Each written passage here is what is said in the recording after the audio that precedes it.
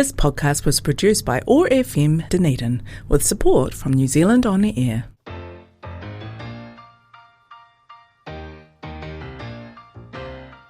Ever wonder about the stories of the women around you? We wanted to create an intentional space for women to share the wisdom they have gained through life experiences. Tune in to be in awe of some of the Wonder Women in our midst. Wondering Women on OAR FM Dunedin. Kia ora, everyone, and welcome to our next episode of Wondering Women on OAR FM. Today I have an exciting guest with me. Her name is Rev Jessie, or Reverend Jessica Falconer. So thank you, Rev Jessie, for being here. It's lovely to be here.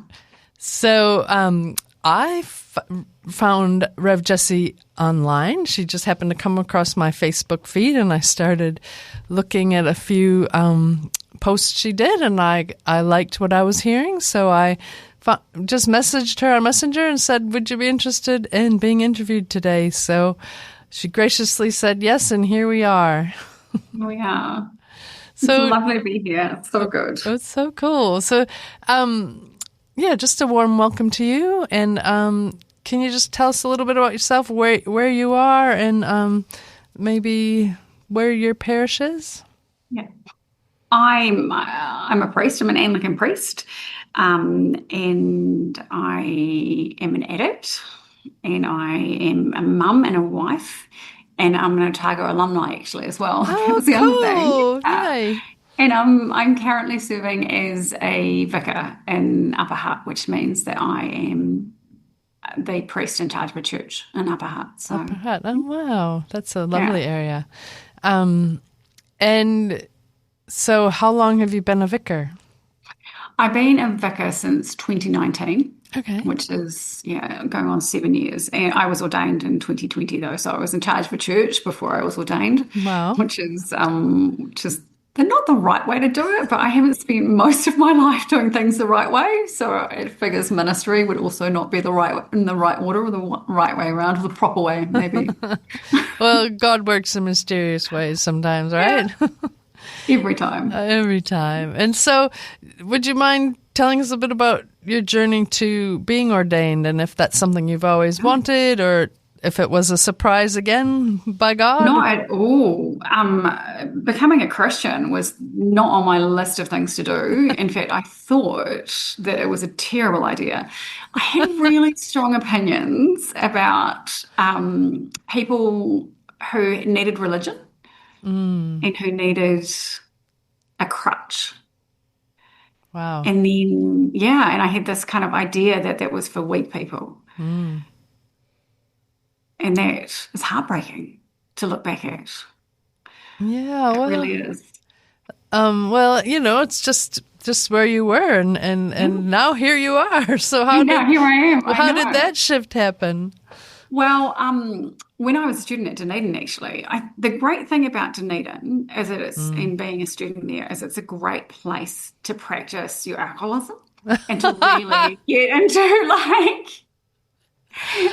and to really get into the grip of drinking and drug use. It's just a great town to do that in. It's a great town to run away to and to do that. And because I was there, just outing my age here, I was there in the 90s, and it meant, and at that time there was a huge drinking culture, like it was a 7-day-a-week thing, and I really, really loved that. And I really loved being a part of that culture until it turned, as it always does. And I was the kind of drinker as well, where I would either be, dancing on a tabletop, or I'd be crying in a corner, or I would have been in a fight with someone. Like one of those three options. I was the messy girl at the party every single time. And so for me, I had a real rock bottom after I left uni and started working, and couldn't go on living like that. And then when you get into recovery, you get to kind of go through a spiritual awakening. And I really wanted to have, as a spiritual awakening, as a high power, Aphrodite on a surfboard experience. Like I was like, I'm going to have a goddess in the ocean. It's going to be amazing. And instead I got Jesus. my gosh, you're amazing. Like, it's really good. It's really interesting to hear about that Dunedin culture and what it's you described as a great place to get into that. And I know it is an issue here, but hopefully, yeah, it's good to be aware of as a chaplain on campus, Yeah, well, it is because for me, it normalized my bad behavior. It normalized what I could do and what I could get away with. But it also meant that I got into recovery really young because it got so bad so quickly.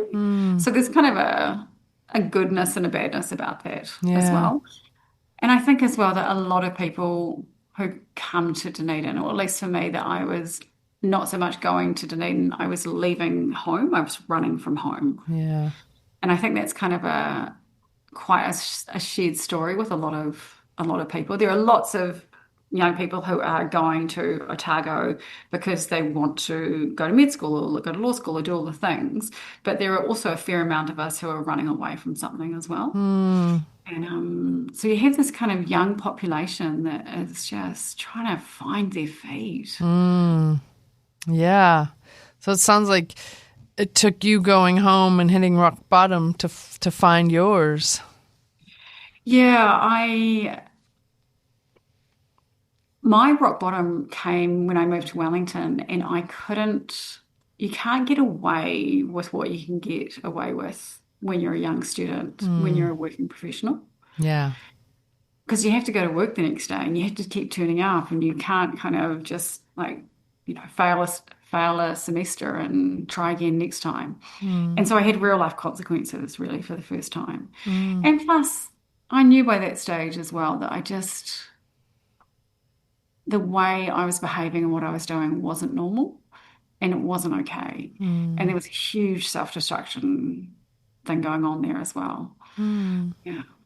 Wow. So once you started your recovery, how did your call to ministry come in there?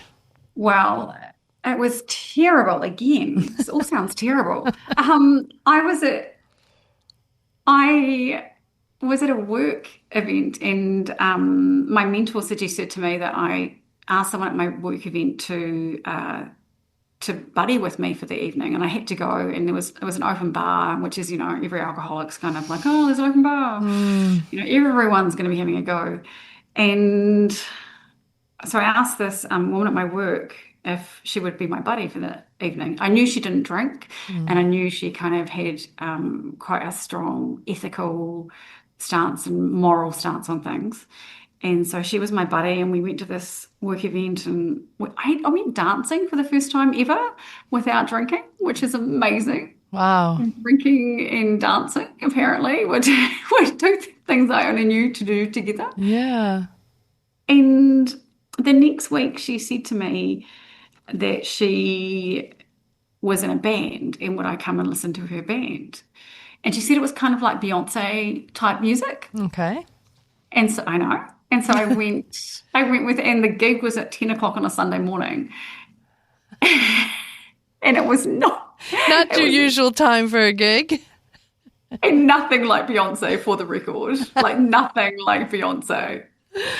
And I turned up, it was in an old office building, and I turned up at the office building, and it was awful. There were people waving flags, there were people with their hands up in the air. It was just, I was so embarrassed for them. Remember, I was a newly sober alcoholic at this stage, okay? Yep. And I was embarrassed for the people in the church building expressing their faith. But did you know it was a church building? No, I didn't. And I wouldn't have gone. No. Wow. And I was standing there, and there was this words to the song, and the words I now know are some from the Psalms, and they say, "As far as the east is from the west, that's how far I have removed your transgressions from you." Mm-hmm. And I felt like someone wrote that into my heart, like it was an audible voice that I heard say those words to me. Yeah. And everything changed. Everything changed in that moment. My entire life changed. Wow. And it's really hard to explain having your world shattered in a moment. Yeah. But it did. And my whole life changed complete direction. And I had to respond to that. And I reorientated my entire life around it. Wow. And I'm so grateful that that this woman in a work environment asked me to come and listen to her sing like Beyonce. Yeah. Because it changed my life. That's amazing. Just that one pivotal moment in your whole life, pivoted in a new direction. That's incredible. And she obviously felt the sense too that she that maybe you were searching, or she wanted something to offer you something that maybe you hadn't experienced before. Yeah, and she also took a risk, right? Yeah. Because she was a young woman in a professional environment who took a risk by inviting me to her church. Yeah, that is a You know? risk. Correct. Yeah, quite brave, isn't it? And Yeah. brave of you to go, even though you didn't know what you were going to. Wow. So, gosh, and those experiences, like, those experiences of God are so personal. They are hard to explain into words, and but thank you for sharing that with us. And then you just started this new journey of. Yeah, I started this new journey of trying to live my life in a way that reflected what God had given me, right? Because I had felt so kind of taken apart and put back together. And I had felt like everything was new. And when you start from this, and when you understand your heart of hearts, that you're truly beloved of God, it just changes everything. And so then I had to respond to that. And I had to kind of figure out what that meant. And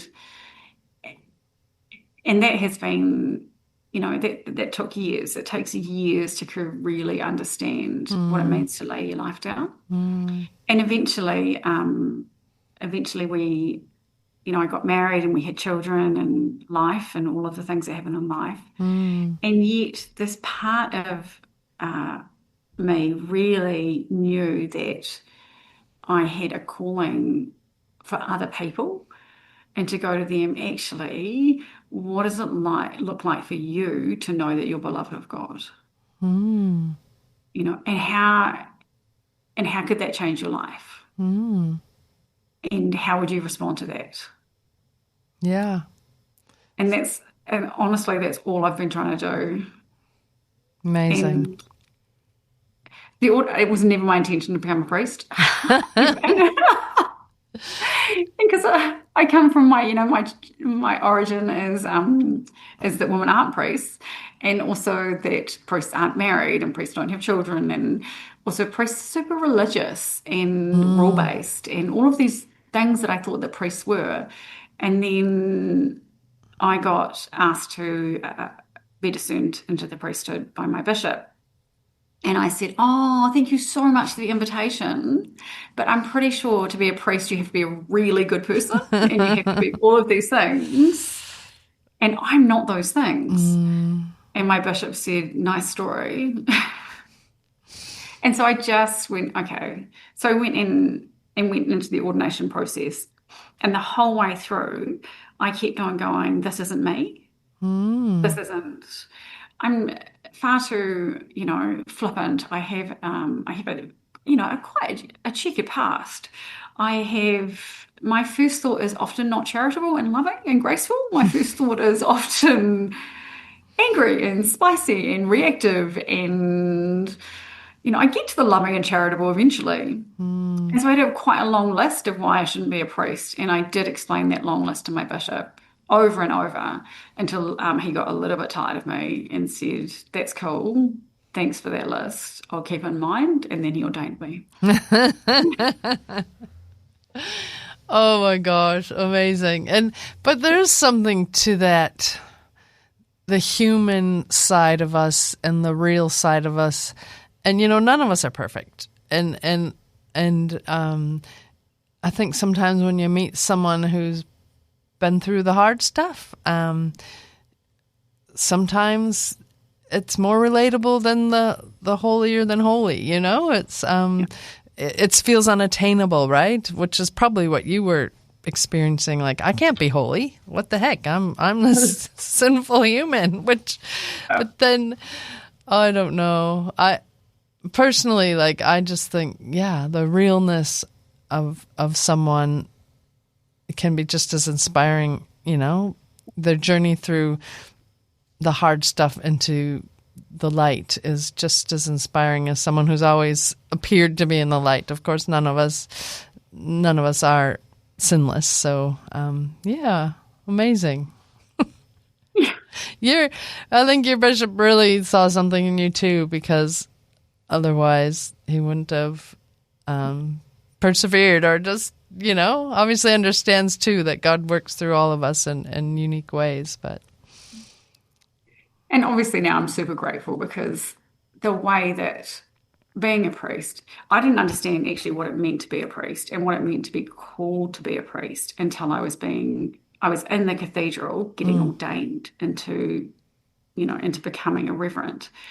And I'm there and I'm on my knees, and I realized in that moment that having a heart for God's people and wanting people to know who Jesus is and holding that is what it means to be in the priesthood. And then the other thing that happened in that like magical, holy moment is I had this divine revelation of every single priest who had ever been ordained in a handshake going back to Peter.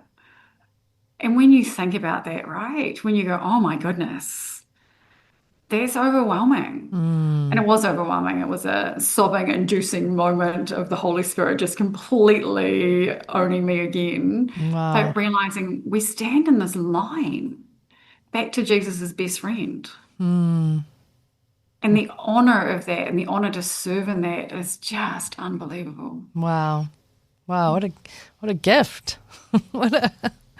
That's special. And and your heart to reach out to people and to share what you've been given, really, isn't it? It is. It really is. And it's that. I mean, my problem as well is I want everyone to have this. I want everyone to know what it means when you realize and you know what the peace of Christ is. When you know that come what may, you'll be fine because Jesus is here with you. And whatever your life stirs up and whatever hardship you will endure will be absolutely fine, because you can trust that God will not abandon you and that you're not alone. And that you're worthy. Oh, and that you're completely worthy because you are God's beloved. Yeah. Wow.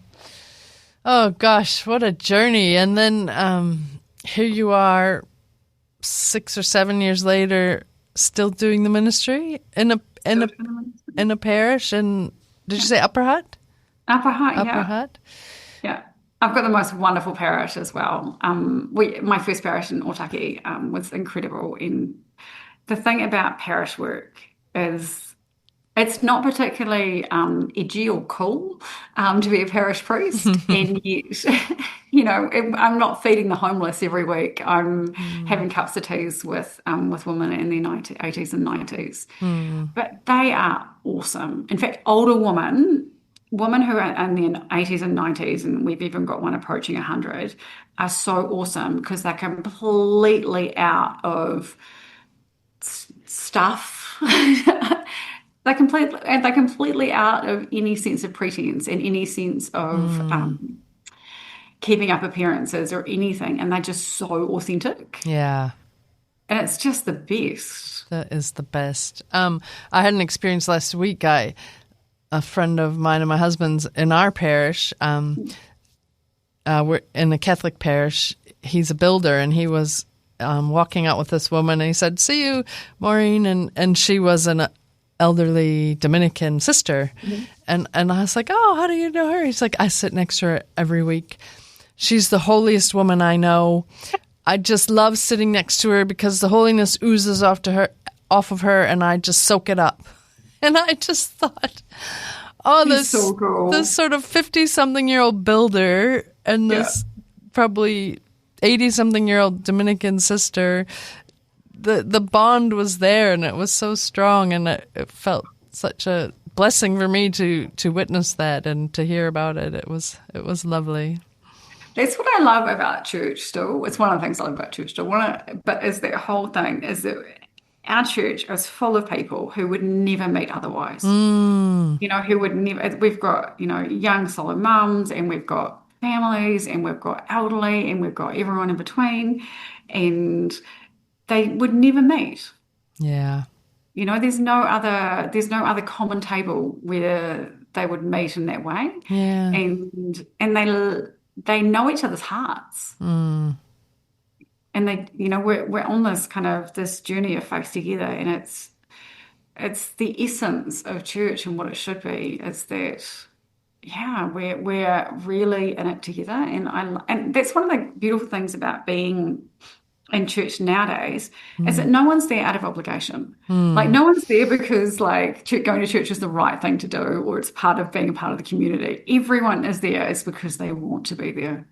That's true, and that's changed from when, like our parents grew up, right? They were there because they were going to burn in hell if they didn't go on Sunday, or they were told that, or they believed that. Yeah, I know, and everyone, and it's such a gift because everyone wants to be there. Yeah. Everyone is delighted to be there, and this is actually my time to connect with God and to connect with each other, and it's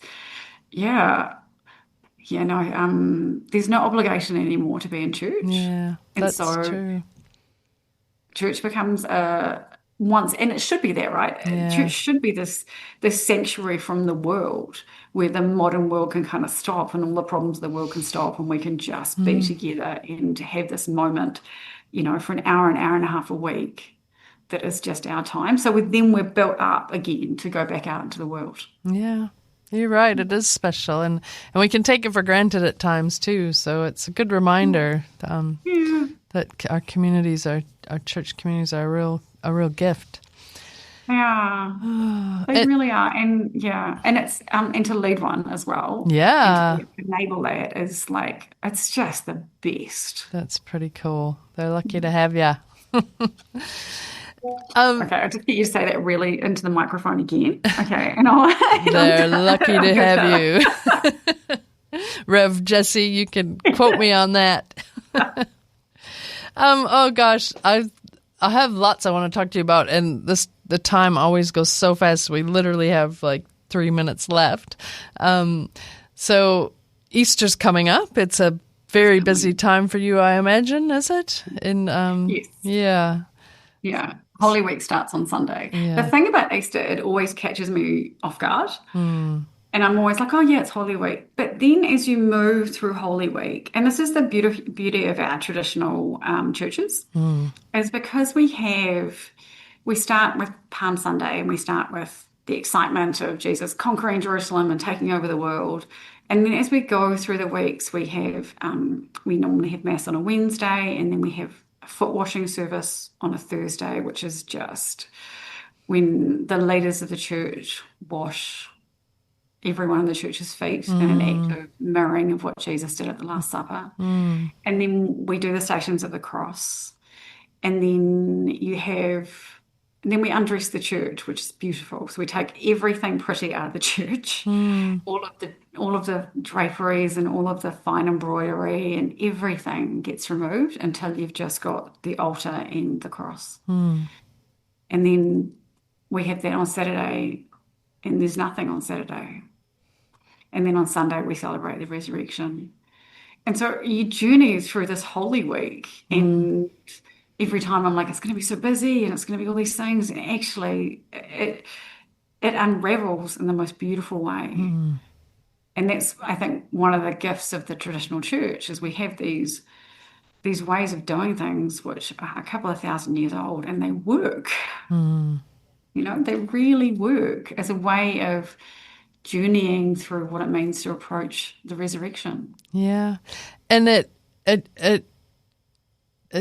brings us through the journey of our own lives. Like, I'm just thinking of your own story, and we all have it in different ways. That the rock bottom, the Good Friday, Jesus has died, and then there's nothing, and there's that black night of the soul, and then there's the hope and the joy of the resurrection. And I think, it's a real gift to have that story that we can hold on to, and for our own lives as well, that we get through these things, and our faith. And no matter where you are in your life, and if you're, at the top of the valley having an awesome, joyful season, or if you're like going through a rough time, it's all there. It's all there. It's all there.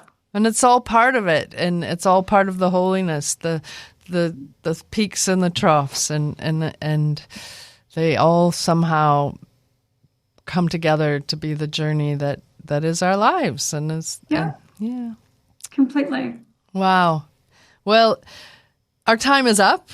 It's good. We'll have to, maybe I always say this, we might have to have a part 2, but I do really appreciate you taking a leap of faith in this random stranger who messaged you, because you never know on social media if it's safe or not, or real or not. But, yes. But I appreciate you saying yes and sharing your very personal and encouraging story with us.